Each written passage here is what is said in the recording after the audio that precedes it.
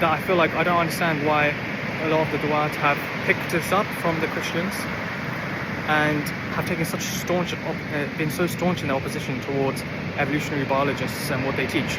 Sure, there are aspects that we can't reconcile with evolutionary biology as it's understood today, but there's a lot more that we can reconcile than, say, Christians. So one misconception I thought I'd address that's very common is a lot of brothers, when they're discussing this, they mention random mutation, and then they say evolution is random mutation. This is not like scientists saying it's actually random. It's what they're trying to portray. Randomness has two definitions. So there's the actual lack of a definitive pattern in nature, say, and the apparent lack of a definitive pattern in nature. Now, when a good analogy, a good similar situation to evolution is Brownian motion. So that's a physics situation. So Brownian motion is, I'm going to demonstrate it to you now. So I'm on the beach right now in Sydney, in Manly, Sydney, and I've got some sand particles in my hand. Now I'm just going to throw these into the air, and I'm sorry about the noise. There's a lot of air by the beach right now. So this is some sand particles, and I'm going to throw them into the air, and they went into the eye. But yeah, what you saw there was Brownian motion. So Brownian motion is the movement of a particle in a medium. So this was a particle, sand. The medium is the air, and the sand particle moved in the air. So that's Brownian motion. And the actual definition of Brownian motion in science is the random mutation, the random movement of a particle in a medium. So the random movement of the sand in the medium. Now I'm sure you all, and I'm sure all scientists, they don't consider that movement that just happened now actually random, philosophically random, purely random. They consider it apparently random. And when they mean that, they just mean we today, according to our scientific tools and instruments, we don't have the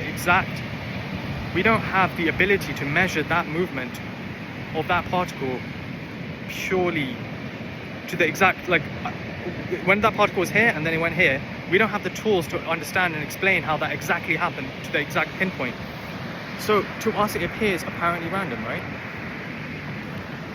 When evolutionary biologists talk about evolution, they are also talking about, when they say it's the random mutation of DNA, they're also meaning in that context that they don't have the scientific tools and instruments to precisely measure how that mutation is happening to the exact letter over that geological time period. But they don't mean it's inherently random, that it's just happening for no reason. They are so this is why evolution itself is not completely incompatible with Islam in many ways. Sure, we have the concept of Adam alayhi salam and Hawa, and the fact that they were independent creations of Allah subhanahu wa ta'ala.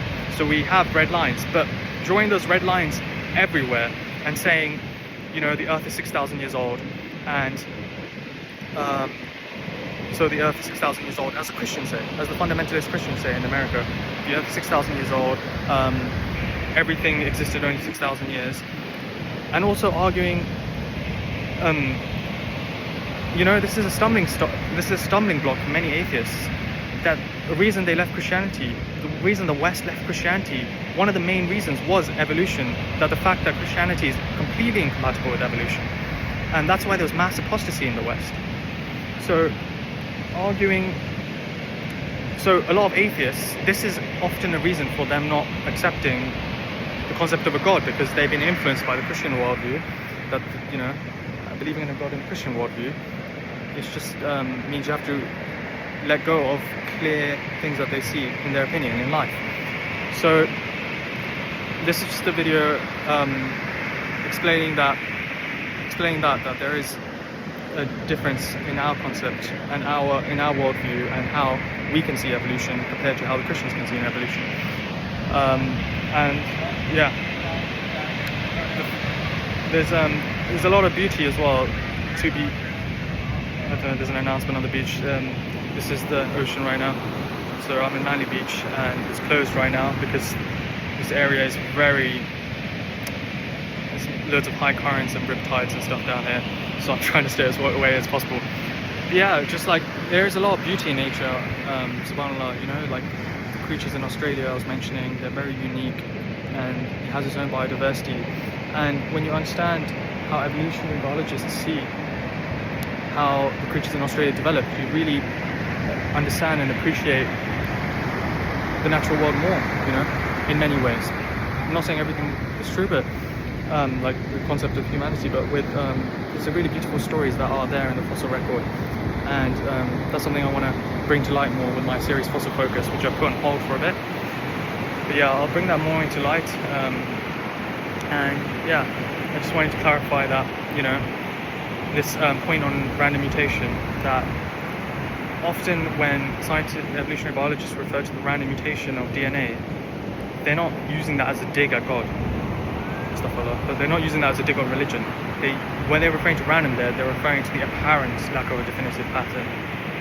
So yeah, and there shouldn't be a stumbling block there, because a lot of people in the West, you know, a lot of times we see on street dawah or in certain situations in Speaker's Corner where there's people that are like, there's an atheist that's come to them, and that atheist is looking for meaning and purpose in life, and then the Muslim speaker, he just suddenly goes on arguing about evolution and why evolution is not true, which is like, what's the reason for that? That's a Christian, like Christians need to argue that. We don't have to argue that evolution in its entirety is not true. And then it just becomes an argument about evolution instead of calling them to the deen, calling them to concept of Tawheed, calling them to Islam. It just becomes an argument about evolution unnecessarily, whereas, you know, it's like from a Muslim world, if they did become Muslim, they could still hold some of their concepts that they believe in about evolution. What's the issue? So yeah, that's something I wanted to clarify, that, you know, evolution is being misused often, misapplied, and yeah, I'm going to try and do more and more videos to clarify things. Like I clarified here today about the random mutation aspect and comparing it to Brownian motion, which is a theory in physics, and comparing the theory of Brownian motion in physics to the theory of evolution in biology, explaining how they both refer to random, but randomness not in the purely philosophical, pure random sense, but in the apparent lack of definitive pattern. And the reason is because we don't have the scientific tools and instruments to measure it precisely, for example. So thank you all for watching. Inshallah, catch you all soon. Assalamu alaikum.